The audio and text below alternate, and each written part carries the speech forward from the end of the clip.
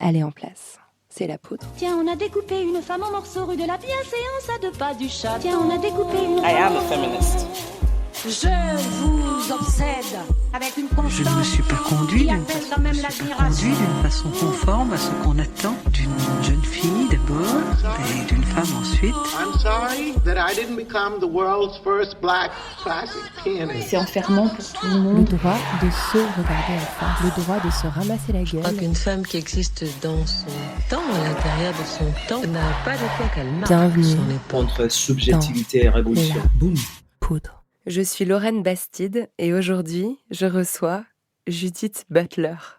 Nous traversons un moment très difficile et devons nous assurer que le pouvoir de l'État en matière de santé publique ne tourne pas au pouvoir autoritaire, antidémocratique, qui cherche à discréditer et détruire les mouvements sociaux.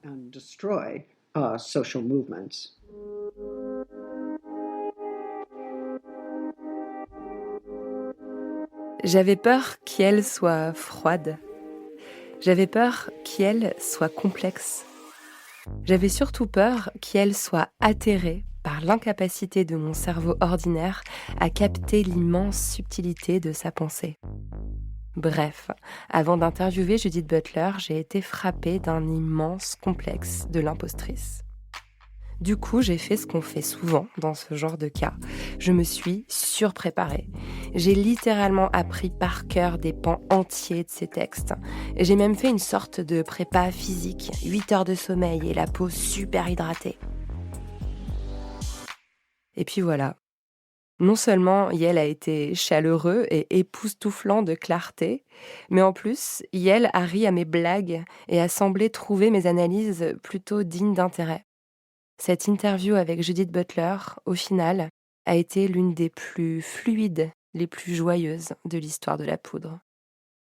Je suis sûre qu'il y a une sorte de morale à tirer de tout ça, mais la philosophe, c'est pas moi. N'hésitez pas à me faire part de vos impressions après l'écoute. J'ai très envie de poursuivre cet échange avec vous. Ah oui, et c'est Elisabeth Lebovici, chercheuse, historienne et militante queer, qui double sa voix en français. Vous avez beaucoup de chance, vous savez. Avec Judith Butler, on a parlé de corps, de deuil et de Macron. So, good evening or good morning, everyone. Bonjour ou bonsoir à tous. Merci d'être ici avec nous. Judith Butler, c'est un immense plaisir de pouvoir discuter avec vous. Merci d'avoir accepté l'invitation. Merci également aux créatives pour l'énergie qu'elles mettent à organiser ces superbes événements en dépit des conditions actuelles. Judith Butler, vous êtes philosophe, professeur et chercheur à l'université de Berkeley, en Californie. Vous êtes célèbre partout dans le monde pour avoir apporté ce trouble dans le genre qui en a contrarié plus d'un, mais qui a aussi donné un souffle exceptionnel à la théorie féministe queer. Et nous vous en sommes très reconnaissants. Ce texte, vous l'avez écrit il y a 25 ans. Ça fait seulement 15 ans qu'il a été traduit en français. Depuis, votre approche s'est concentrée sur la résistance politique, les mouvements sociaux et plus récemment la théorie de la violence. Votre dernier ouvrage, Le pouvoir de la non-violence, n'est pas encore disponible en français.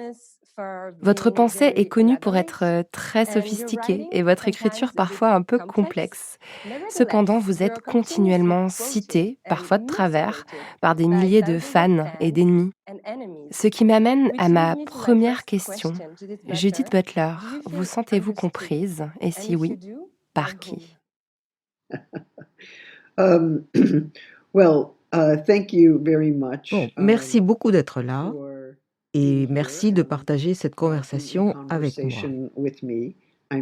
Je suis très honorée d'être ici, mais aussi triste de ne pas pouvoir être à Genève parmi vous pour discuter en personne.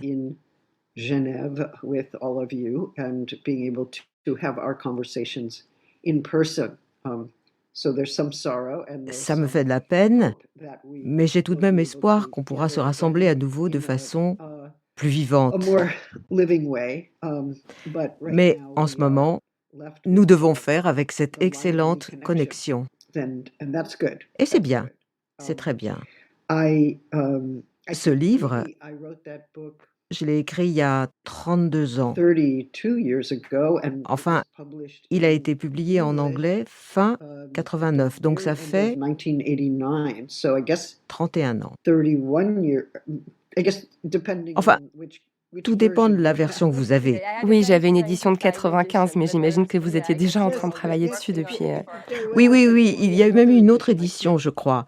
J'ai moi-même du mal à suivre. En tout cas, une chose est sûre, il est arrivé en France en 2005, ce qui semble. Yes. Oui, No, I remember. je me And souviens, j'ai travaillé de près avec la traductrice Cynthia Kraus. Ça a été un grand moment. Cynthia Kraus, and that was Vous a savez, big moment.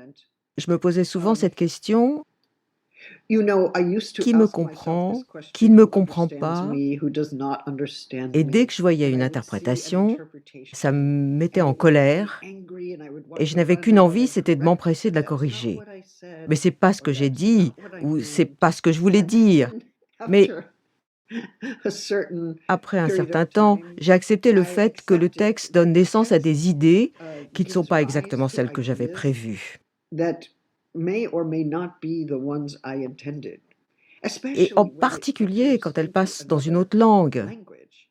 Elles It entrent en résonance resonates avec de with nouveaux other concepts concepts and et de nouvelles concerns préoccupations en in changeant de pays ou society de that région people are et deviennent raising, indépendantes. and it takes on Donc, its own à la life. fin, So, le texte ne the m'appartient text plus no vraiment. longer really belongs to me. And once I accepted that, I became Ça much m'a more calm. tranquillisée. And then Et I puis, j'ai became commencé à m'y interested, like, intéresser, oh, à me what demander does it mean in quel sens mon texte Switzerland? prend-il en What does it mean Suisse? in France or Quel China? sens prend-il Or en how France is ou en it received Chine? and what Ou do comment they est-il think of reçu? it? Qu'est-ce qu'on And you comprend? learn a fair amount C'est là que vous about how apprenez qu'il est terms like possible ou gender impossible de translate traduire un or do certain not nombre de termes translate, comme gender. right? And so, for instance, in Par exemple, dans des pays French-speaking francophones, dans les premiers languages, moments de la réception de at the troubles dans le beginning genre, of les gens the reception disaient of gender trouble, people would vous ne pouvez pas say, utiliser le "You mot can't use genre the word comme gender, ça. genre, Ça n'est in pas this way. grammaticalement This correct, ce is n'est pas français, ce n'est ungrammatical, pas it's suisse. un-French, it's Ça ne un-Swiss, passe pas dans notre langue, ça this nous term is dérange. messing with our language, confusing our mind."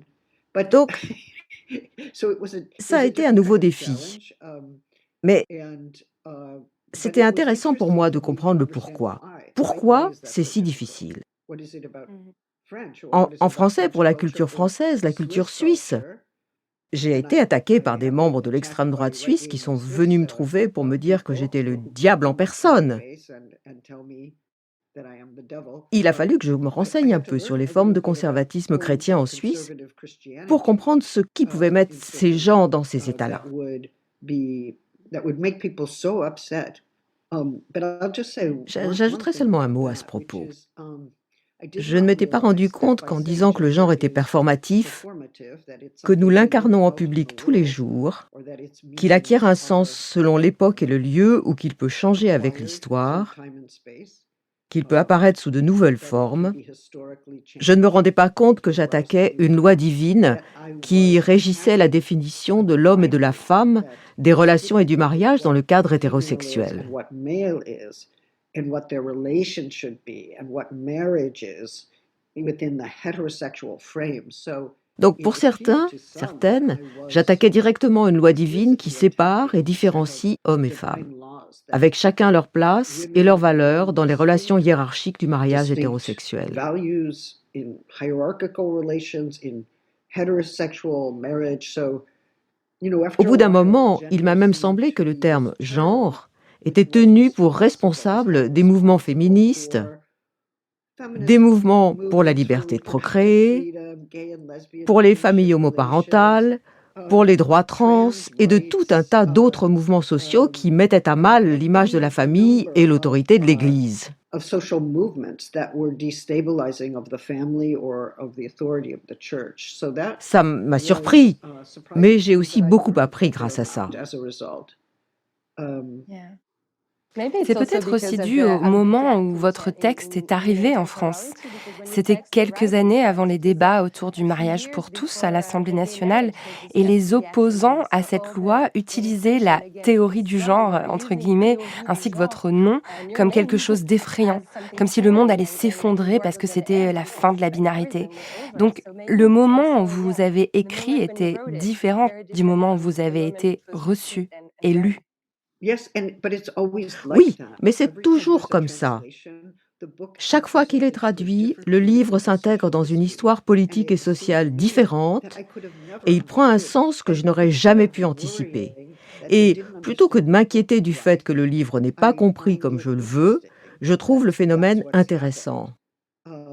En ce moment, bien sûr, je réfléchis beaucoup à la question du genre et de la traduction, car c'est la seule façon de comprendre ce qui est arrivé à mon livre et même parfois à mon nom.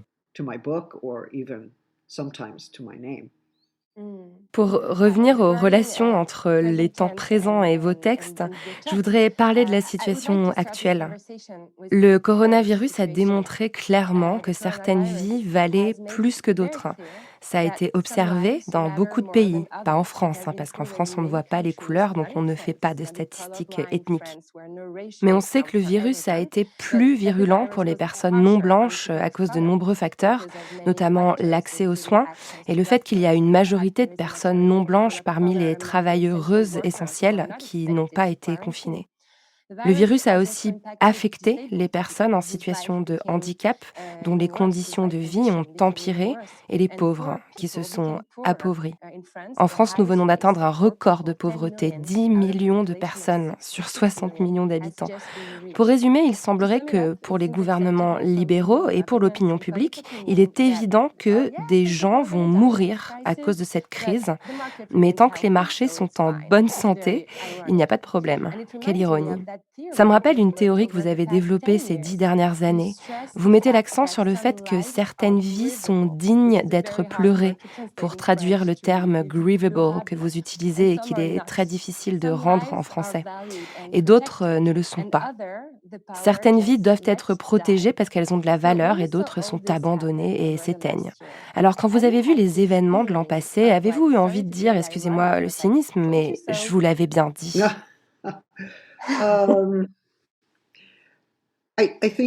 Non, je pense que ma réaction a plutôt d'être triste. Bien sûr, j'imagine. J'étais très touchée. J'ai pas envie d'avoir raison sur ce point.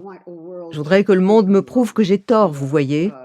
Mais je pense que nous avons constaté, comme vous le dites, que certaines populations sont plus vulnérables, plus exposées au virus, car elles ne sont pas aussi protégées que d'autres, mais aussi qu'elles en souffrent plus.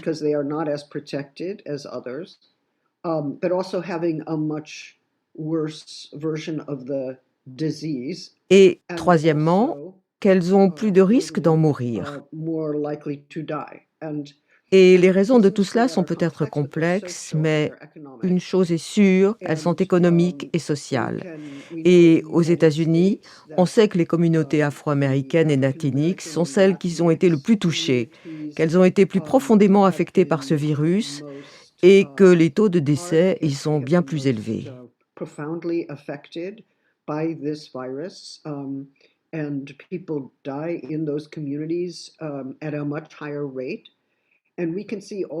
Et les inégalités sociales accumulées se voient très clairement dans ces statistiques parce que, aux États-Unis, apparemment, nous ne considérons pas la santé comme un droit humain.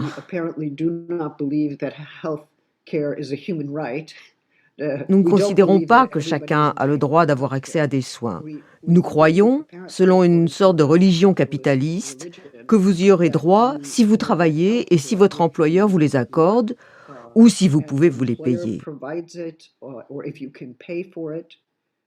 Donc, l'abandon des pauvres est constitutif de notre système et pour une grande part aussi l'abandon des chômeurs, même s'il existe certains services sociaux, mais difficiles d'accès et durs à conserver. Et la communauté afro-américaine, en particulier dans les États du Sud, a toujours été discriminée. Lorsqu'elle se rend dans des établissements de santé, soit on ne la laisse pas entrer, soit on ne la soigne pas de la même façon. Cela engendre des problèmes de santé chroniques qu'on appelle alors problèmes préexistants.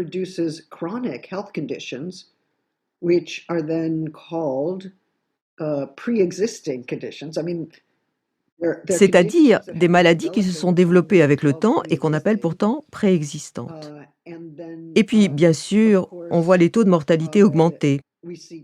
Donc la question Votre question, c'est comment comprend-on le fait qu'il y ait des gens traités de la sorte? Celles qui ont un abri, qui sont propriétaires, qui peuvent choisir les conditions de leur intimité, et elles ont un refuge, et elles peuvent se confiner.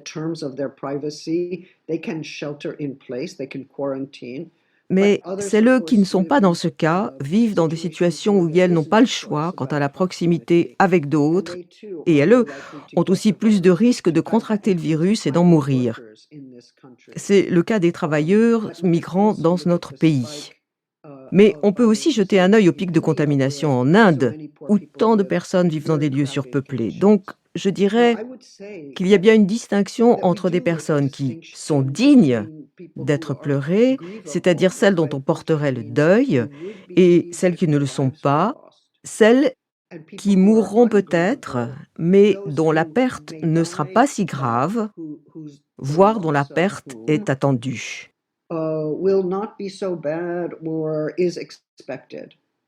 En particulier dans le cas des travailleuses migrants, des personnes incarcérées ou en situation de handicap, il existe probablement, et c'est cruel mais fréquent, un présupposé qui veut que ces personnes vont mourir. Elles mourront d'une mort prématurée de toute façon. C'est ce à quoi on s'attend.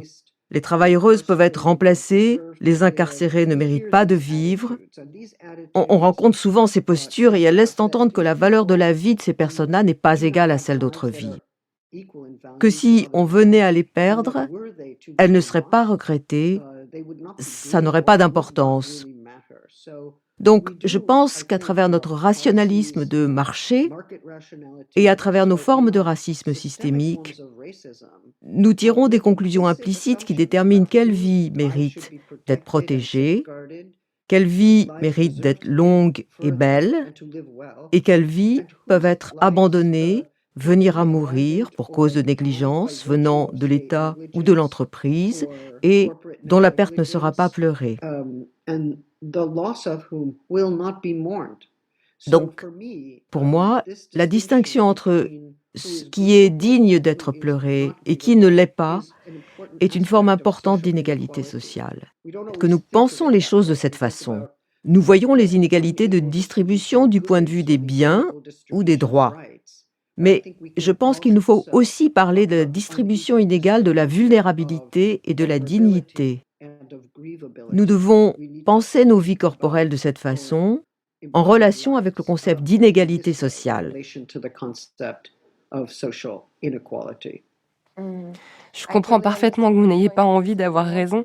Pourtant, quand on voit la façon dont le capitalisme, les gouvernements occidentaux pensent en ce moment, on a l'impression qu'il y a une sorte de balance dans laquelle ils pèsent les conséquences. Ok, on a perdu tant de vies, mais le marché se porte bien, on dirait que l'économie fonctionne. On dirait vraiment qu'on pèse les vies dans une balance. D'un côté, il y a l'économie, et de l'autre, certaines vies qui finissent par être réellement sacrifiées. Oui. J'ai trouvé que ça prouvait instantanément et de façon très frappante que vous aviez raison. Ça prouve que j'ai raison, oui, mais ça va plus loin que ce que j'ai dit.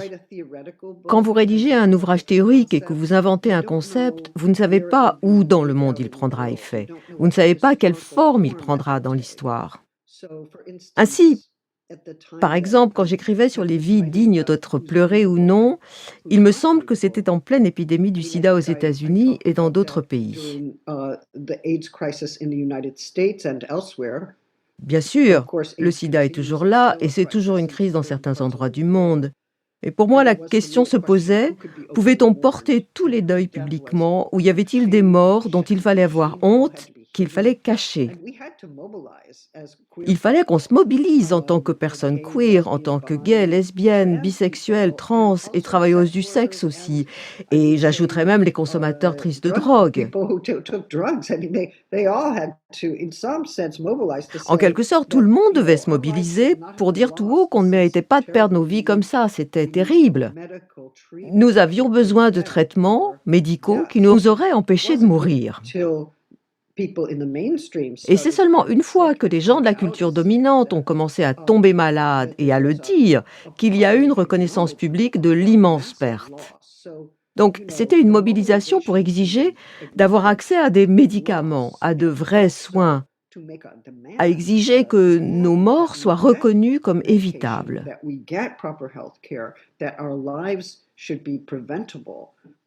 Tout ça allait ensemble, notre peine, notre colère, et évidemment la question du coronavirus est différente, comme celle des migrants et migrantes qui traversent la mer et que les pays européens laissent mourir.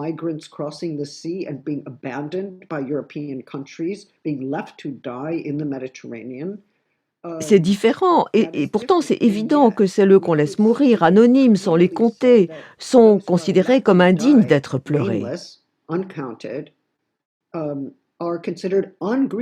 C'est même une politique de l'Union européenne. Il faut que ces vies restent indignes d'être pleurées. C'est aussi vrai pour, mettons, les politiques alimentaires, la façon dont la nourriture est distribuée. Qui souffre de la faim, faute de sources de nourriture? C'est le résultat de politiques conçues par des entreprises, des gouvernements et des agences intergouvernementales. Et certaines populations, comme on peut le voir en Afrique du Nord en ce moment, ne reçoivent pas assez de nourriture pour survivre. Et quelles décisions sont prises pour eux? Voyez, ce n'est peut-être pas une seule personne qui prend ces décisions, mais il y a bien un parti pris qui est: il y a des vies qui ne méritent pas d'être pleurées, des vies qui ne méritent pas d'être vécues, et des vies qui n'ont pas la même valeur que le reste de nos vies. C'est ça la philosophie, non?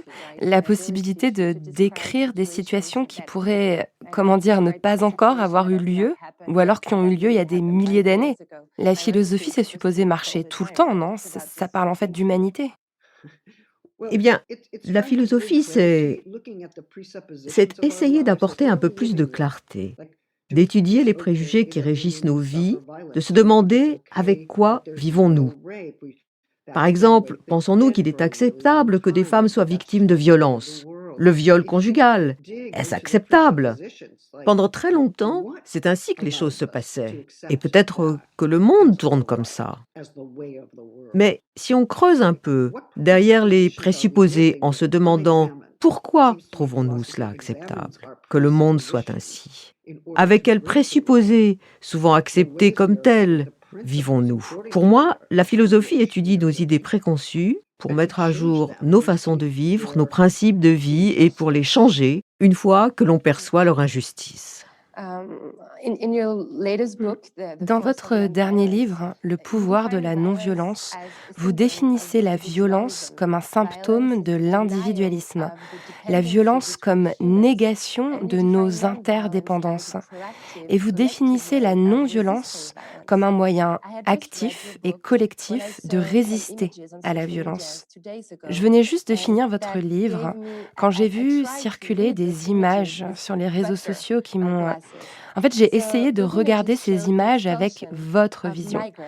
Elles montraient des migrants et migrantes, principalement afghans, être expulsés de la place de la République à Paris par un énorme groupe de policiers. Il y avait des tonnes de gaz lacrymo. Vous avez vu ces images sûrement. Elles sont très choquantes, hein, des flashballs, des matraques contre des personnes pacifiques qui essayaient juste de se reposer quelque part. Je la vois, l'interdépendance, dans ces images, mais je la vois que dans un sens. Les réfugiés qui demandent l'asile sont dépendants des policiers qui sont supposés incarner la démocratie. Mais est-ce qu'on ne devrait pas faire comprendre aussi aux policiers qu'ils dépendent de ces réfugiés? L'autre chose qui m'a frappée, c'est que les réfugiés utilisaient la non-violence exactement de la façon dont vous la décrivez dans votre livre. Ils occupaient la place pour manifester contre le démantèlement de leur camp en banlieue de Paris quelques jours plus tôt. C'était une tentative de manifestation non violente, littéralement anéantie par la violence d'État. Ça m'a rendue vraiment pessimiste. J'ai eu le sentiment que, sur le plan éthique et philosophique, la non-violence fonctionne, mais pas dans le monde réel.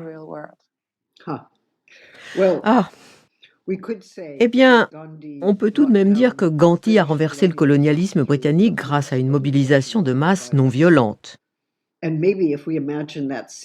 Et si on imagine que cette scène place de la République, ça n'avait pas été seulement ce groupe. Imaginons qu'il y ait eu des milliers d'autres personnes, 1 million de personnes. ou même tout le pays qui serait descendu sur les places principales des centres-villes pour réclamer la solidarité. Imaginons que cette mobilisation se soit étendue et que le système de transport se soit arrêté de fonctionner, tellement la mobilisation était forte. Ce qu'on doit déplorer dans votre exemple, c'est le fait que ces gens qui essayent d'exercer un droit international qu'ils possèdent, le droit de voir leur demande d'asile examinée, que leur demande soit entendue, d'entrer dans une procédure légale. Ces gens se sont vus refuser ce droit et ils ont choisi un moyen de protestation non violente. Ils ont affirmé leur droit au rassemblement dont bénéficient tous les citoyens et citoyennes. Ils ont agi en citoyens, ils demandent à être reconnus en citoyens. S'il y avait eu plus de solidarité, nous n'en serions pas à dire que la non-violence ne fonctionne pas. En fait, ce qu'on en retient, c'est qu'il faut se rassembler en très grand nombre. C'est ce qui s'est passé pour le mouvement des droits civiques pendant la célèbre marche de Selma.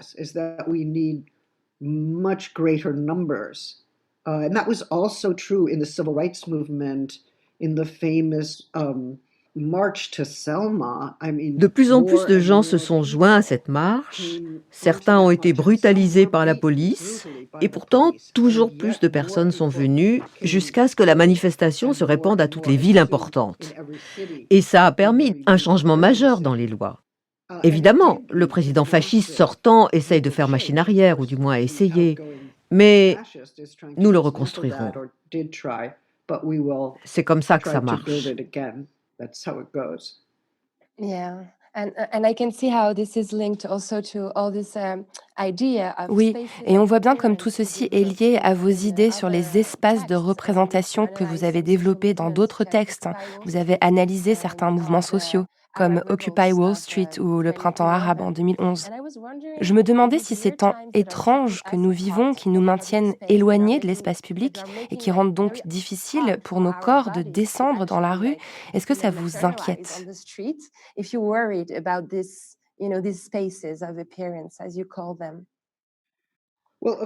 Bien sûr que ça m'inquiète.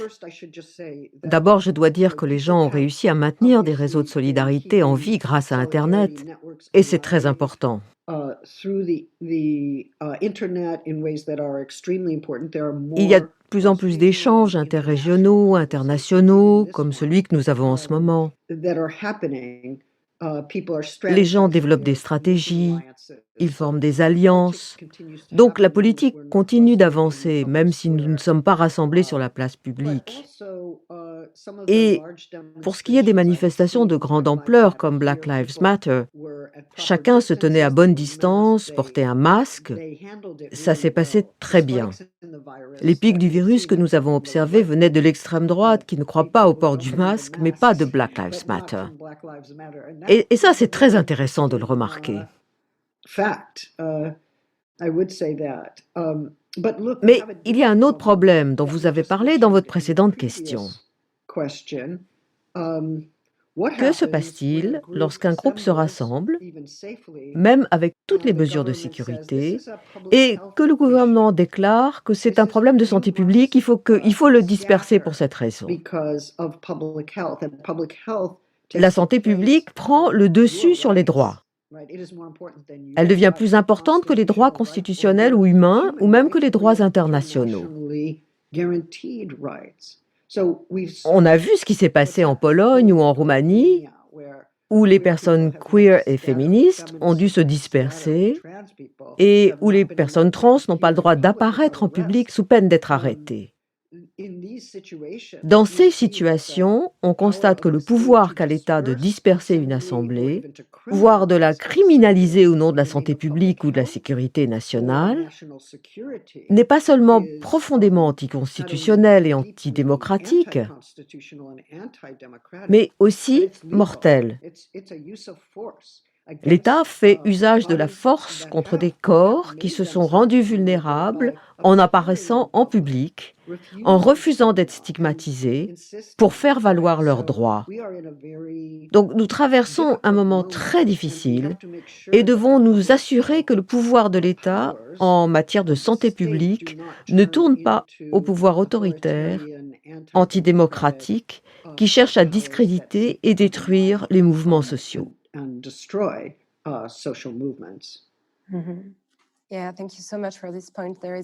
Oui, merci beaucoup de pointer ce paradoxe. Alors malheureusement, il n'y a pas que les corps qui se trouvent attaqués par les circonstances actuelles. La pensée aussi est mise en danger. En France, récemment, les sciences sociales, et tout particulièrement la recherche intersectionnelle et postcoloniale, ont subi des attaques virulentes du gouvernement, un peu comme Trump aux États-Unis ou Bolsonaro au Brésil, et comme on le voit depuis des années contre les théories du genre. Qu'est-ce que ça révèle, ces attaques contre la pensée? Est-ce que c'est de la peur?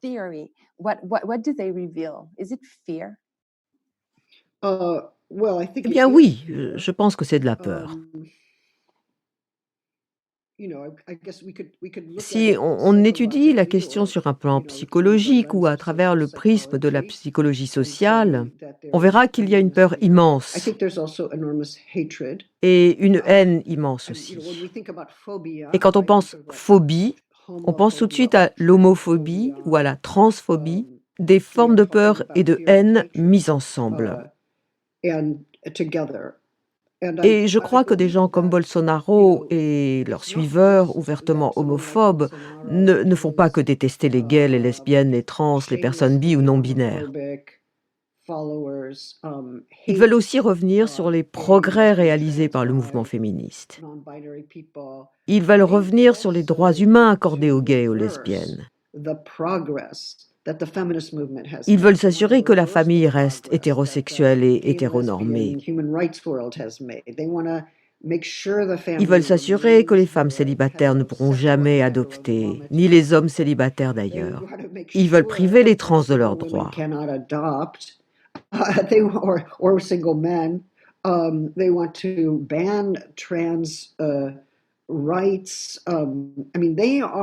C'est comme ça qu'ils réagissent aux mouvements sociaux. Et il faut comprendre qu'il s'agit d'une réaction, d'une politique réactionnaire, précisément dirigée contre les progrès que nous avons faits.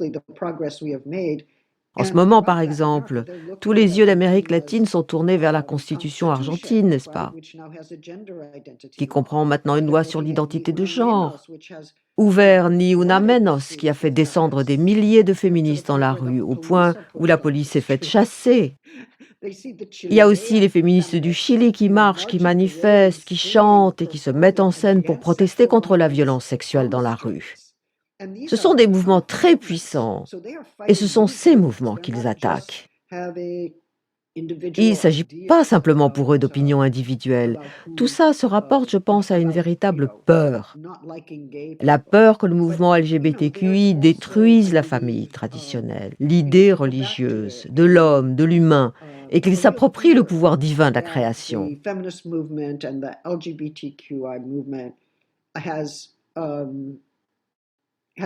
Will destroy the traditional family or will destroy the divine idea of man, of the human. Et si on continue d'insister pour créer ce que nous sommes, c'est-à-dire ce qu'ils pensent être un de nos objectifs, si on continue d'insister pour obtenir une autonomie radicale dans le choix de la nature de nos vies, dans le déroulement de nos vies, alors on exerce une forme de liberté qu'ils pensent ne pas appartenir aux humains. Then we're exercising a form of freedom that they think does not belong to humans. Ça appartient à Dieu. It belongs to God. Je comprends parfaitement. Vous avez mentionné Bolsonaro et nous savons que c'est un fasciste. Mais là, quand même, je parle d'Emmanuel Macron, qui est supposé représenter la droite modérée, voire même le centre. Et aujourd'hui, il attaque les professeurs d'université qui tentent d'aborder une pensée intersectionnelle. Il est à la limite de dire qu'ils sont complices du terrorisme. Je trouve ça vraiment effrayant de voir des livres et des théories attaquées de cette façon. Ce sont même pas des mouvements sociaux, des gens qui manifestent, ce sont des gens qui apprennent, qui enseignent, qui écrivent, qui pensent. On est supposé pouvoir penser en démocratie, non? Enfin, pouvoir manifester aussi, mais Well, of course it is. Bien And sûr que ça it is very l'est, frightening. et c'est très effrayant en And of effet. course, Macron a une idée Macron précise has de an ce que idea sont that et devrait être la République et la nation, non? and what the nation Et si la nation devient intersectionnelle, multiculturelle, d'une façon qui ne correspond pas à son idée de la République, in a way that doesn't il ne peut plus soutenir la thèse d'une République universelle ou parfaitement inclusive. then he definitely has lost the grounds to claim that republic is universal or that it's all inclusive. In fact, En fait, accepter l'idée qu'on étudie la race, la théorie intersectionnelle, ou même accepter que la population provienne d'origines différentes, que la France comprend une diversité raciale, ce serait pour lui reconnaître qu'il y a des différences entre les populations et qu'il faut s'y intéresser et s'atteler aux problèmes que ça sous-entend. Et ça voudrait dire, évidemment, sortir de la conception de l'homme universel.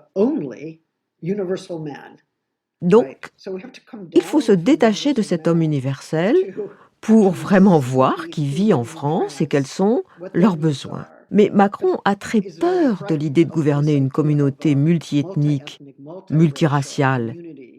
Et pourtant, c'est ce qu'il a devant lui.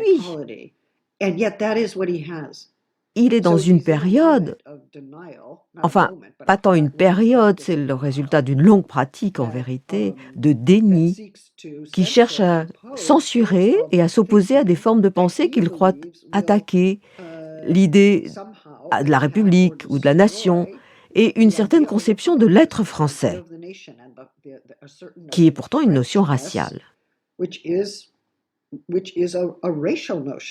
Même s'il dit ne pas faire de distinction, il part d'une position où la blanchité est la norme. Et ça n'a rien à voir avec les communautés de migrants qui vivent aujourd'hui partout en France, ou même les communautés non blanches qui vivent en France depuis des dizaines d'années, si ce n'est des siècles.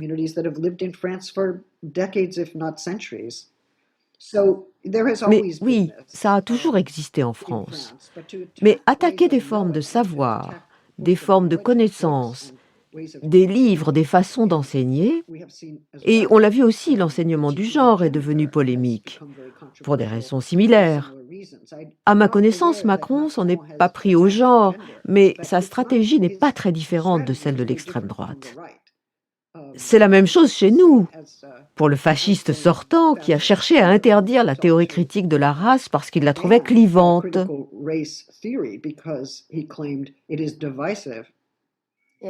ouais, ça me désole de le dire, mais il y a des gens en France qui soutiennent ces idées-là, hein, des féministes notamment. J'apprécie le fait que vous parliez de déni. C'est exactement ça.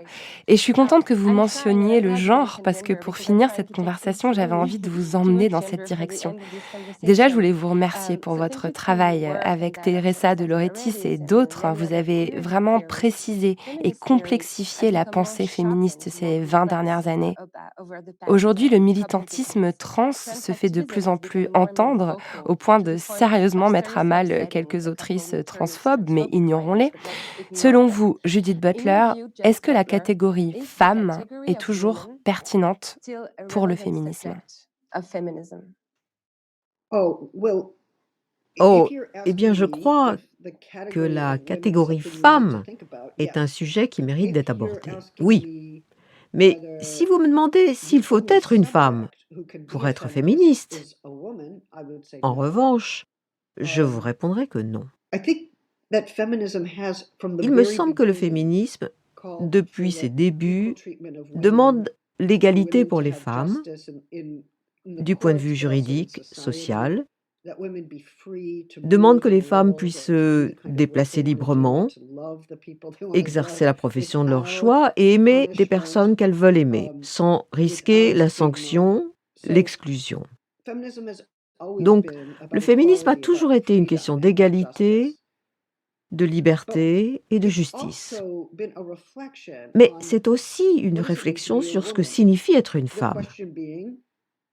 puisqu'il pose ces questions. Si je suis une femme, dois-je vivre d'une certaine manière? Dois-je aimer d'une certaine manière? Dois-je rester dans le moule social de la famille? Puis-je ou ne puis-je pas faire ce travail?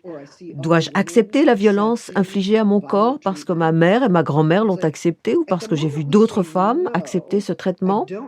Et au moment où nous répondons «Non, je n'ai pas besoin, je ne dois pas vivre de telle ou telle manière, aimer d'une façon donnée, correspondre au moule, faire ce travail et pas un autre, ni accepter la violence qu'on m'inflige», nous réinventons ce que signifie être une femme. Pendant trop longtemps, être une femme voulait dire se conformer aux normes sociales. Vous étiez une femme au sein de cette norme, vous étiez une femme parce qu'hétérosexuelle, vous étiez une femme parce que vous vous pliez à certaines normes qui menaient souvent à l'isolement, à la pauvreté, à une citoyenneté de seconde classe ou à des traitements violents, à la mort, dans le cas de violences sur les corps. Donc, les féministes ont toujours remis en question et transformé la définition de femme.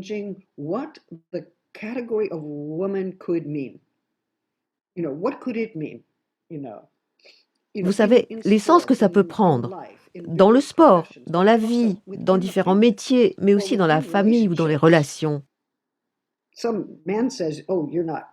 Un homme va faire une remarque. Tiens, tu ne te comportes pas comme une femme quand tu parles comme ça. Et aujourd'hui, beaucoup de femmes peuvent répondre que si, c'est comme ça que parlent les femmes. Et par là, elles réinventent ce qu'est la catégorie femme. Donc, il faut considérer cette catégorie comme historique.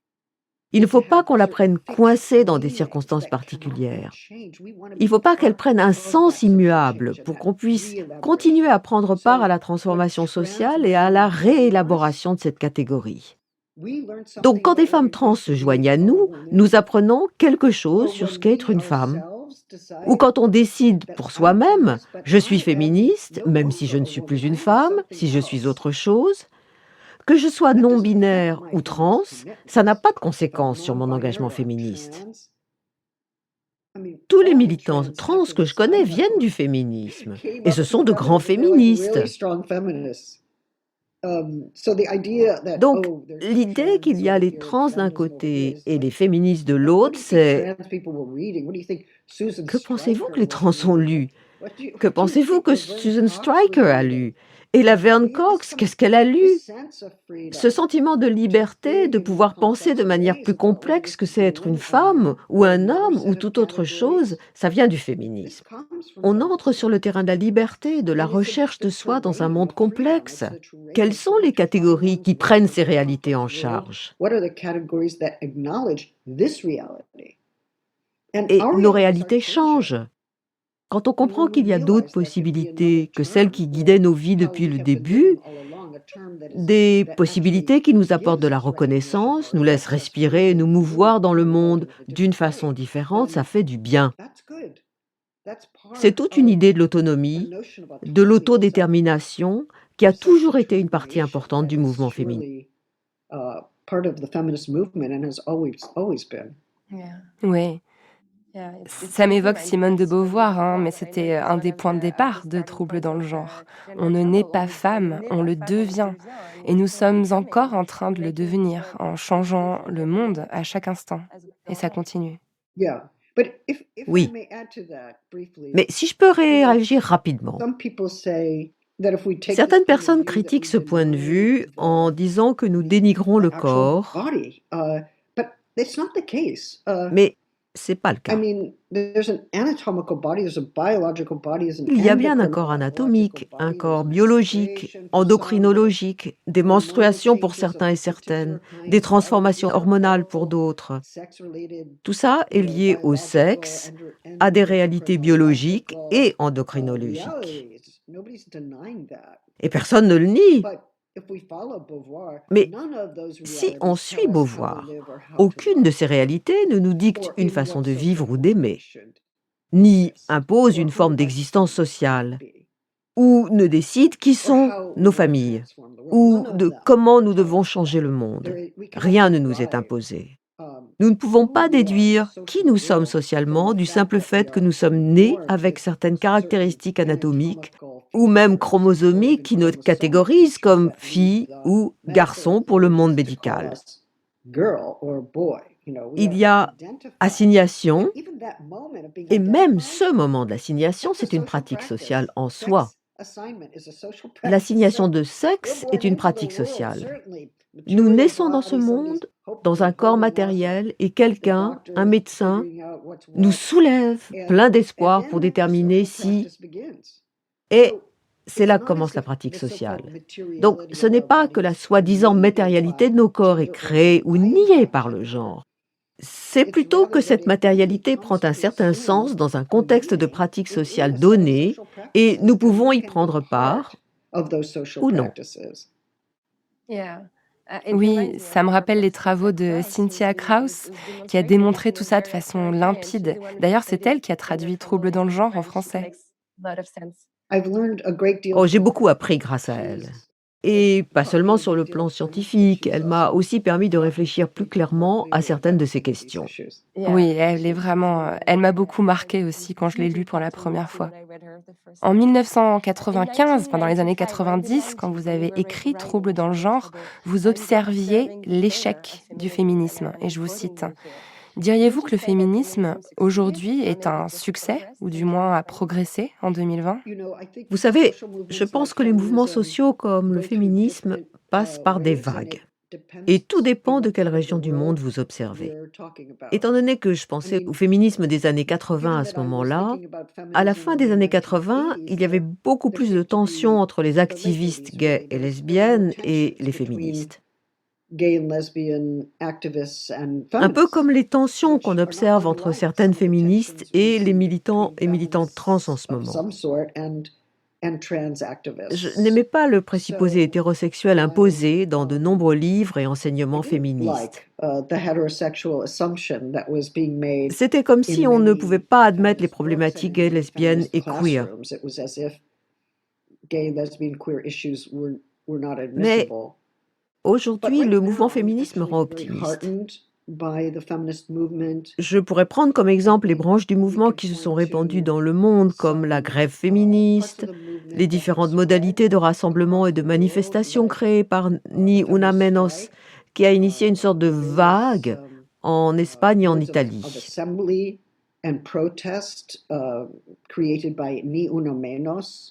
Which became a kind of wave, a wave in Spain and a wave in Italy. Ce sont des solidarités transrégionales, transcontinentales, qui se concentrent sur la lutte contre les violences faites aux femmes, mais aussi sur des formes d'inégalité systémique. Ce sont des mouvements à la fois de joie et de colère. Autrement dit, il y a une excitation d'être ensemble, dans la rue, pour changer le monde, qui est joyeuse et positive.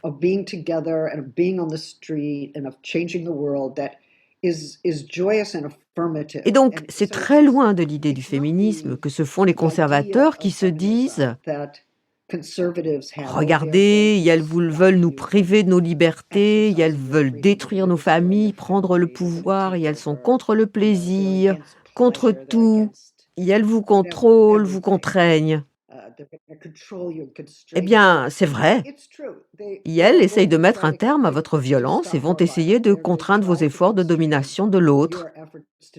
Mais elles vont le faire en créant un monde différent, joyeux et puissant. Et cet effet, il se propage à travers les classes, à travers les frontières et à travers les langues. Je crois que le mouvement prend là un nouveau sens qui est devenu extrêmement important et qui a réussi à changer certaines choses du point de vue légal, en attirant l'attention sur les violences sexuelles, le viol, les agressions, en les montrant comme criminels, radicalement inacceptables.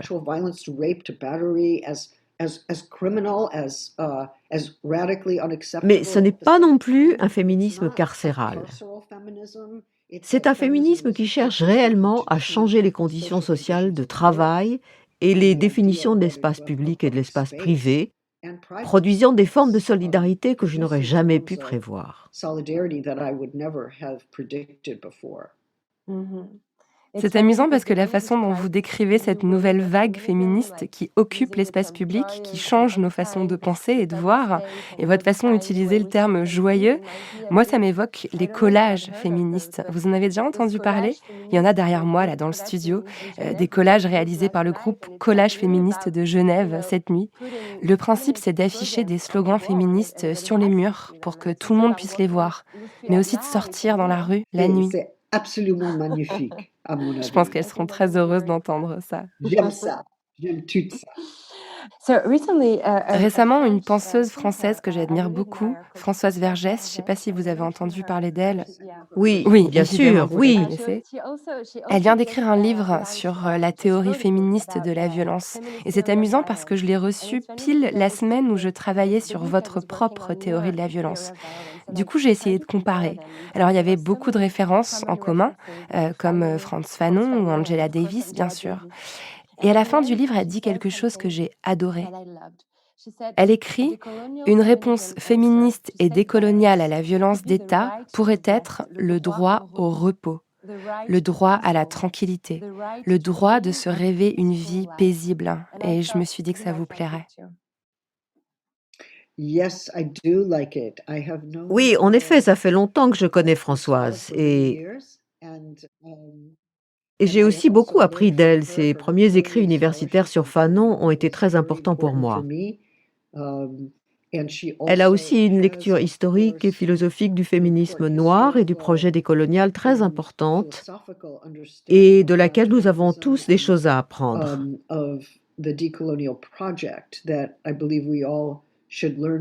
Elle a aussi un long passé militant et c'est un modèle d'engagement intellectuel.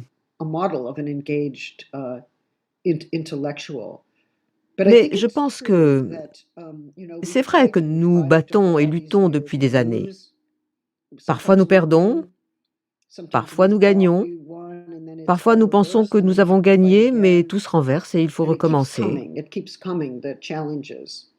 Et ça ne s'arrête jamais, les défis continuent de se présenter à nous. Nous pensons avoir des alliés, mais elles ne se révèlent pas aussi dignes de confiance que nous le pensions et c'est épuisant.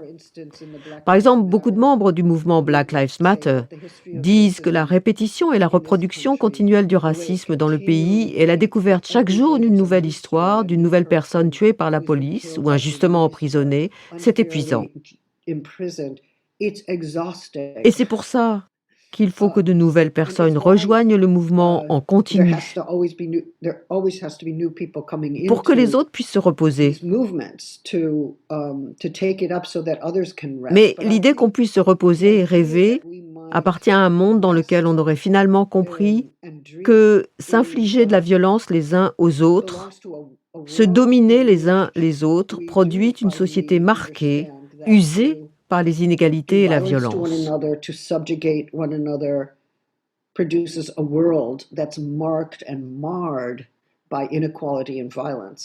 Une vie plus créative,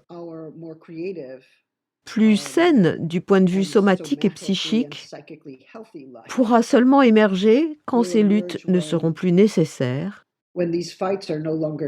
parce que l'égalité radicale sera institutionnalisée et acceptée.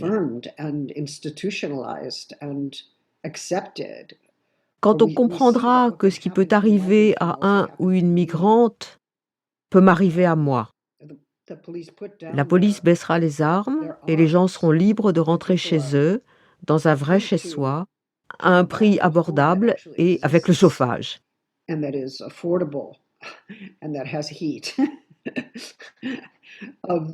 Voilà. Et bien sûr, Vergès est une penseuse, elle l'a toujours été. Donc elle lutte, mais elle a aussi besoin de temps pour penser. Marx le disait aussi, qu'en tant qu'humains et humaines, nous avons besoin de temps pour trouver notre nourriture et de temps pour se reposer, lire, travailler, se mobiliser.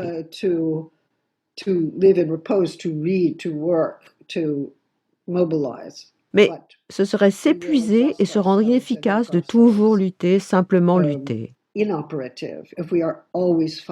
Donc, C'est une des raisons pour lesquelles il faut qu'il y ait de la joie. La joie nous aide à régénérer nos vies émotionnelles, nos vies incarnées, et nous aide à nous rappeler pourquoi nous sommes là.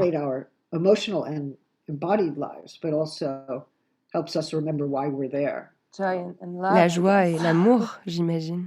Oui, oui, je le pense. L'amour, oui, mais il y a aussi des conflits inhérents aux mouvements sociaux, et je pense qu'il faut les conserver parce que c'est un lieu d'apprentissage, ces conflits. Il ne faut surtout pas adopter un unique point de vue qui écraserait les conflits existants. La seule façon pour les Blancs et les Blanches d'en apprendre sur le racisme, c'est par la confrontation, et c'est dur, mais c'est une bonne difficulté. Le genre de difficulté qui mène au changement. Oui, j'ai eu un échange passionnant il y a quelques jours avec Loretta Ross sur la possibilité d'inviter les gens plutôt que de les confronter, et comme ça pourrait rendre le monde Oui. meilleur. C'est amusant parce que quand je vous ai parlé de ce droit au repos, ce qui semble en fait un droit tout simple, vous avez répondu en parlant d'utopie. Vous avez dit que nous pourrions nous reposer quand nous aurions atteint l'égalité. Il y a peu de temps, j'ai écrit un livre et j'ai pas réussi à le terminer autrement qu'en disant qu'il allait falloir transformer le système de fond en comble. C'est la seule conclusion à laquelle j'ai pu parvenir. Et depuis que je l'ai écrit, les gens me demandent comment fait-on la révolution ? Mais moi, j'en sais rien. Je suis simplement journaliste. Je suis arrivée à cette conclusion, mais j'en sais pas plus. Alors, je vais me permettre de vous renvoyer la question. Savez-vous comment on fait cette révolution ? Comment on atteint l'objectif ? Excusez-moi, je sais que c'est pas une question facile. Eh bien, je pense qu'il y a des termes clés pour l'action révolutionnaire, et que l'un d'entre eux, c'est la grève. Autrement dit, arrêter le mécanisme de reproduction qu'on prend pour naturel et qui conserve notre monde dans l'état dans lequel il se trouve.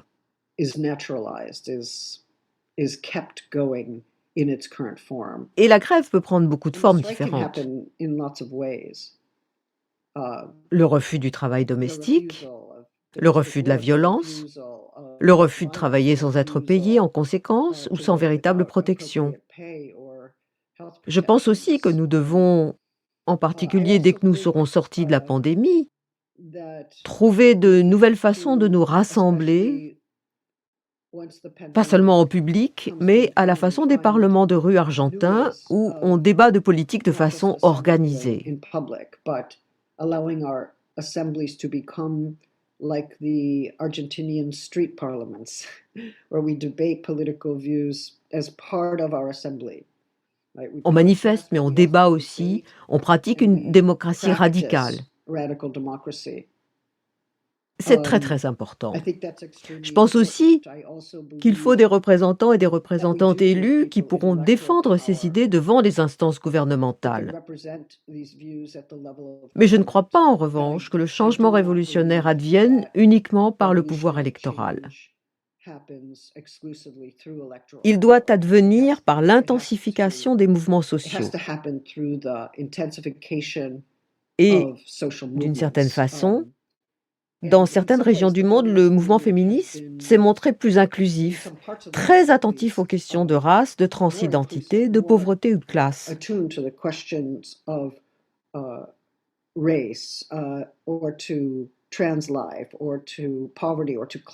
Il nous faut des cadres très larges comme celui-là, dans lesquels réfléchir à nos différences et rejeter l'idée de l'homme universel. Vous voyez, les idéaux révolutionnaires sont parfois présents, même dans des pratiques marginales. Il ne faut pas penser la révolution comme un point unique dans l'histoire.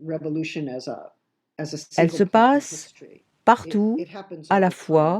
Elle fait partie de notre praxis, de notre mode de vie, de nos valeurs, de notre façon d'exister dans l'espace et le temps, les unes et les uns avec les autres. Donc, c'est important de tendre vers un changement révolutionnaire, même si les gens disent que c'est impraticable. Impraticable, ça l'est peut-être, mais c'est une forme de praxis et on peut l'appliquer dans nos vies quotidiennement. Et elle peut s'étendre, particulièrement à travers des alliances transrégionales et translinguistiques, organisées sur des principes radicalement démocratiques. Ok,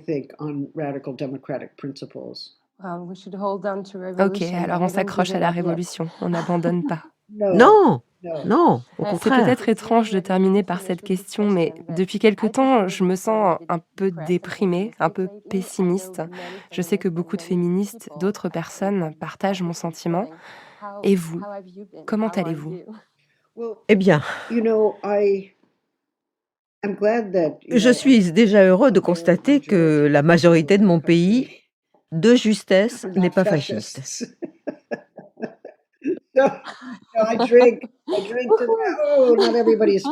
Tout le monde n'est pas fasciste, c'est déjà ça. Non, et je vais vous dire ce qui me redonne du courage.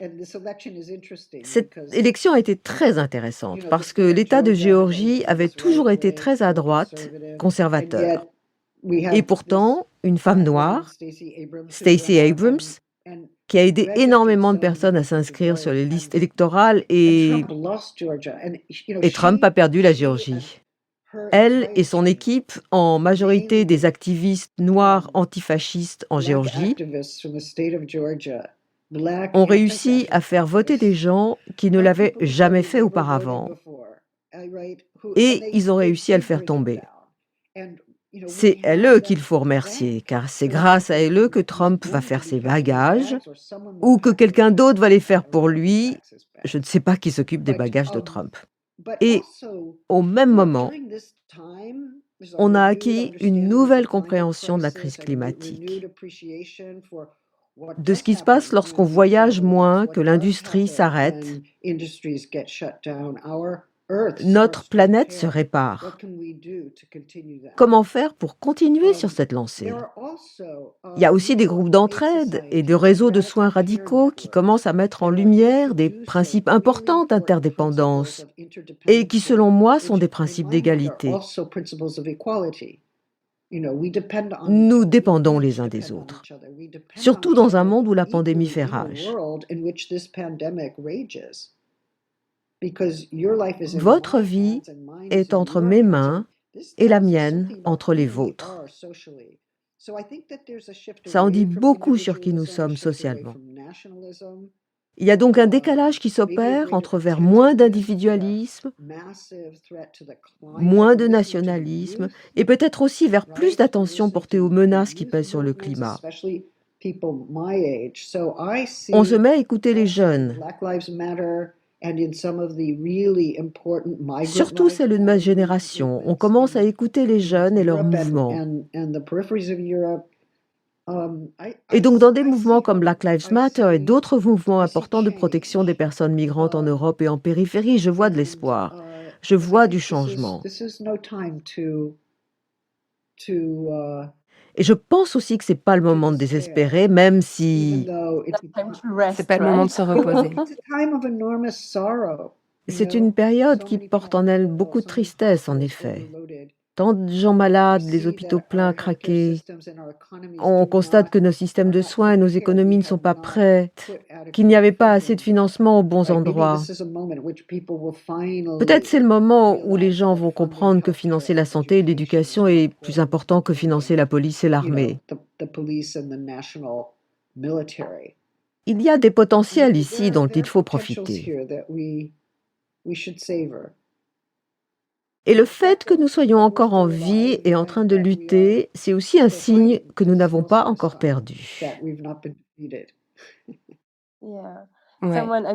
Quelqu'un ici m'a dit, et j'espère ne pas révéler un détail trop intime, mais vous avez écrit dans un mail cette semaine que ces derniers temps, vous aviez pris du temps pour dormir et pour faire la fête. Et j'ai pensé, mais c'est la meilleure chose à faire, en fait. Il faut vivre sans se laisser submerger par le désespoir parce que, je sais pas, ces derniers temps, j'ai pas beaucoup dormi, j'ai beaucoup pleuré et ça fait pas vraiment avancer les choses. Eh bien, disons que l'idée que Trump s'en aille a été très réjouissante. Mais nous sommes aussi, ce qui vient, c'est un régime centriste. Ce n'est ni Bernie Sanders, ni Elizabeth Warren, ni Alexandria Ocasio-Cortez. Ce n'est pas la gauche radicale qui arrive au pouvoir. Mais l'opposition sera différente. Ce n'est quand même pas la même chose que de s'opposer au fascisme. Mais nous allons mener une meilleure bataille et on doit se reposer avant de se lancer. Après, en France, les choses vont plutôt dans l'autre direction, c'est peut-être pour ça. Notre président est un peu plus fasciste chaque jour. Il l'est, et l'islamophobie est Oui, terrifiante. c'est terrifiant. Bon, je vais me faire plaisir en vous posant une dernière question. Mon podcast s'appelle La Poudre et je demande à tous mes invités ce que la poudre signifie pour elles. Qu'est-ce que cela vous évoque? C'est intéressant.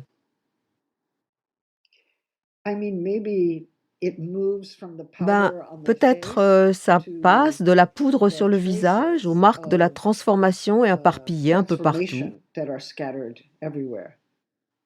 Comme une poudre. J'adore. Merci beaucoup. J'arrive pas à Merci. croire que j'ai eu l'opportunité d'échanger avec vous. Vraiment, merci. Merci. Merci bien.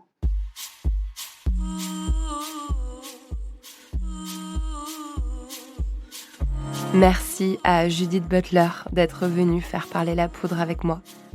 Merci aux créatives, particulièrement à Lucrezia, Laïla, Dominique, Francesca et Laura d'avoir rendu ce moment si joyeux.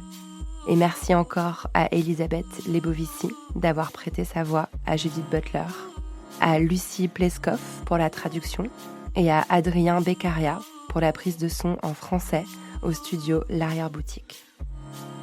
La Poudre est un podcast produit par Nouvelles Écoutes. Merci à Aurore Meyer-Mailleux pour la réalisation, à Gaïa Marty pour la programmation, la prise de son et le reste. Au mixage aujourd'hui, Marion Emery. Merci à Bonnie Banane pour sa chanson dans le générique. Merci à vous pour l'écoute. On se retrouve sur Internet, Instagram, Twitter, Facebook. La Poudre est partout. Si vous avez des réflexions, des compliments ou des critiques à faire, n'hésitez pas, j'adore ça. Ah, j'allais oublier, pour lire les mêmes livres que moi, allez sur le site La Poudre lit. Vous connaissez la suite, prenez soin de vous et continuez de faire parler la poudre.